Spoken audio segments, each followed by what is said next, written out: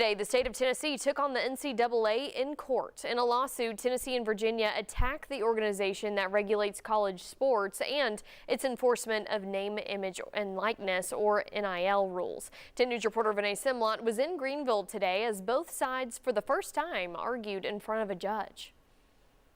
Judge Clifton Corker inside this courtroom in Greenville, Tennessee, could decide how recruiting and college sports changes here in Tennessee and across the country. Outside the courtroom, there's no question where East Tennesseans fall. The lack of opportunity to make informed decisions is hurting student athletes. Inside, Tennessee and Virginia are asking a judge to temporarily block an NCAA rule. It says student athletes can't negotiate NIL deals before committing to a university. Lawyers for the state argue it amounts to a violation of federal antitrust laws.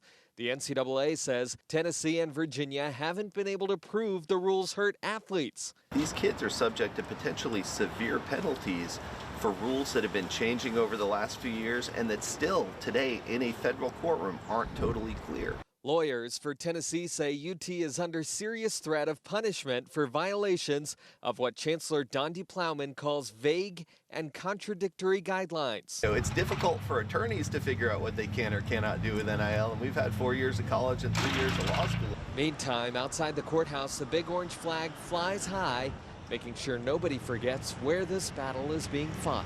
The arguments in court on Tuesday centered around whether the judge would have to rule now or whether he could wait until further along in the legal process. The states of Virginia and Tennessee argue that the judge should rule now because if recruits miss out on that competitive NIL market, there would be no way of knowing how much money exactly they missed out on that they could get back in the future. Back to you.